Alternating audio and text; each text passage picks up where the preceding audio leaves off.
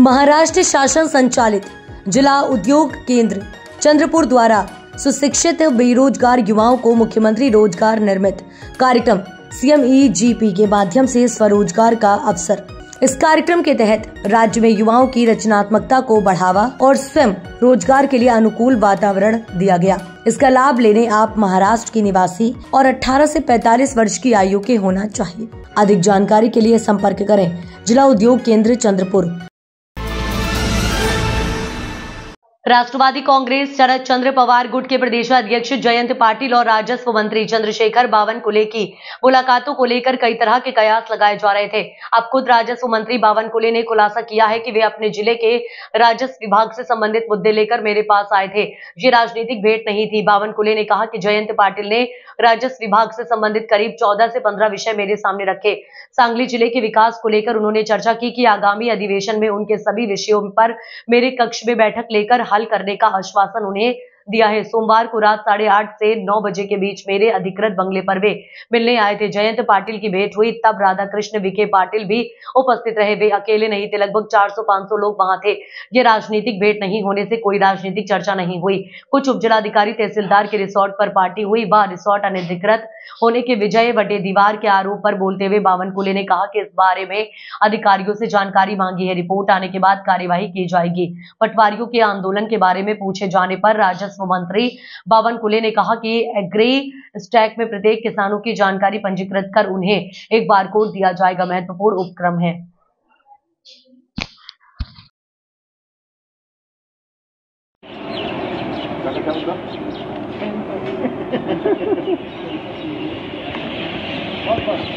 Hello everyone.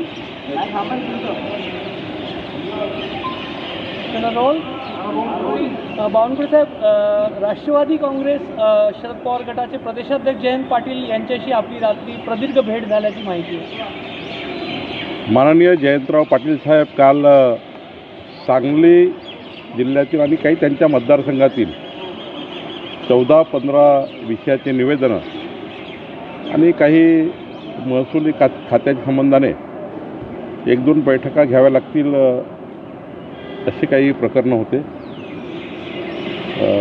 त्यांनी सर्व विषय माझ्यासमोर मांडले। माननीय विखे पाटीलजी सुद्धा माझ्यासोबत होते आणि त्यांनी त्यांच्या सांगली जिल्ह्यातल्या विकास कामाबद्दल खूप वेळ चर्चा केली।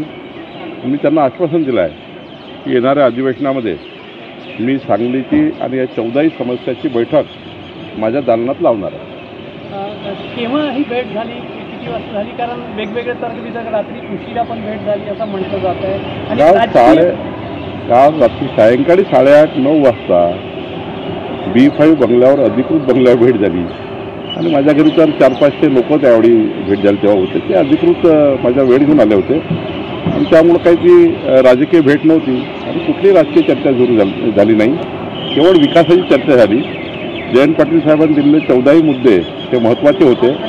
मी ते मार्गी लावणार आहे। मानकुळे साहेब, आपला इतका राजकीय अनुभव आहे, आपल्याला काय वाटतं त्यांच्या पक्षामध्ये त्यांचं काय भविष्य आहे असं वाटतं तुम्हाला? नाही, त्यांनी काल काही राजकीय चर्चा केली नाही आणि मी जयंतराव पाटिल साहबांच्या राजकीय भविष्याबद्दल बोलने इतका मोटा भी नहीं है। सर, हिंदी में बताइए, जयंत पाटिल के साथ आपकी मुलाकात हुई है, कल रात को लंबी बातचीत हुई ऐसी भी बताया जा रहा है। देखिए, जयंतराव पाटिल जी जो राष्ट्रवादी कांग्रेस शरद पवार जी के पार्टी के अध्यक्ष है, वो कल रात को 8:30-9 बजे मेरा समय लेकर आए थे। माननीय विखे पाटिल जी, मैं साथ में हमने बैठकर जो उनके विधानसभा में और उनके ज़िले में, सांगली ज़िले में 14-15 समस्या है जिसमें कुछ शासकीय बैठक की ज़रूरत है, कुछ डेवलपमेंट के वर्क से जो मेरे रेवेन्यू डिपार्टमेंट के अंडर आते हैं, तो मुझे लगता है कि वो सारे काम मैंने कहा उनको कि अधिवेशन में पूरा करेंगे और पूरी विकास के काम पे चर्चा हुई, कोई भी पॉलिटिकल चर्चा नहीं हुई।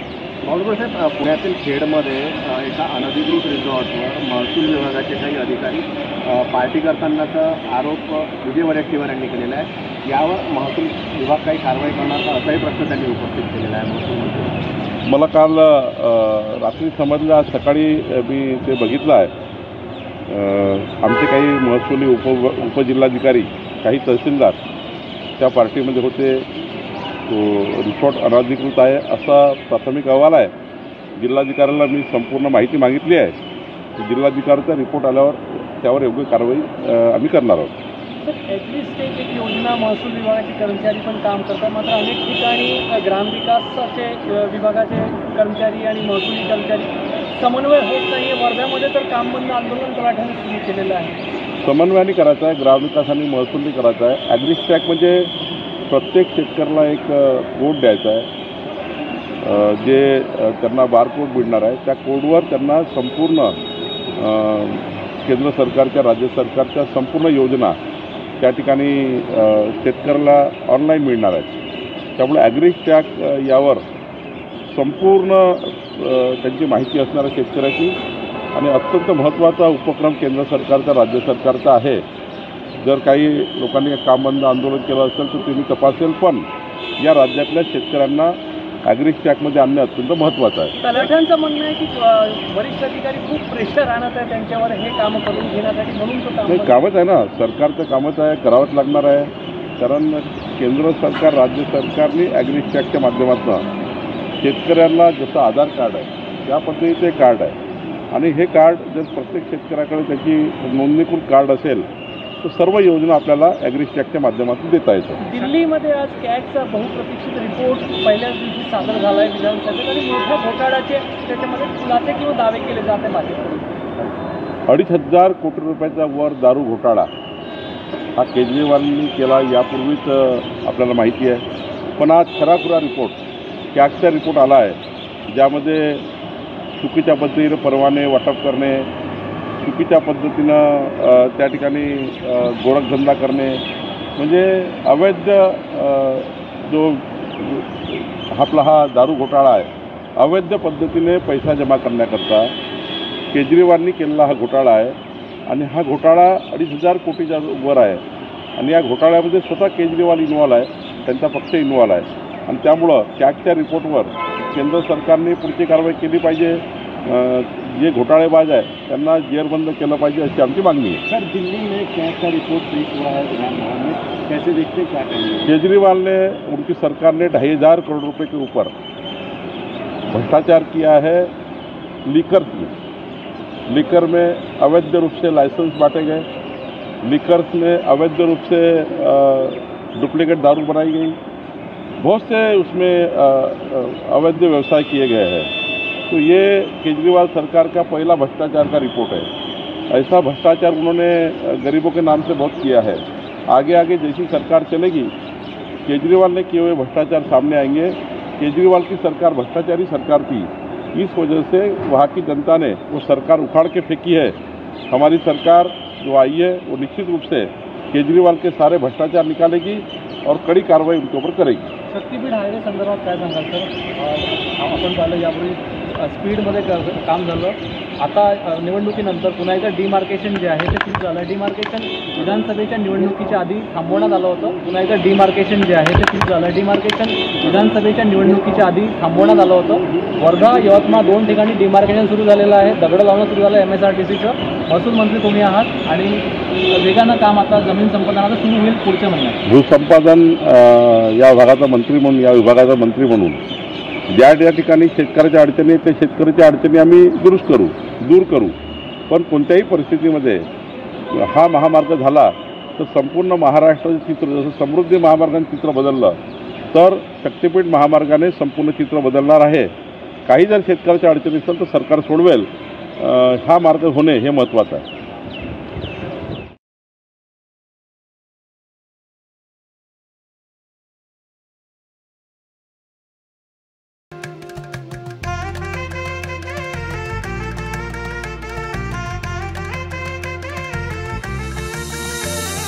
माना पानाचा ना त्या गोत्याचा पसारा लई बाई वाढला.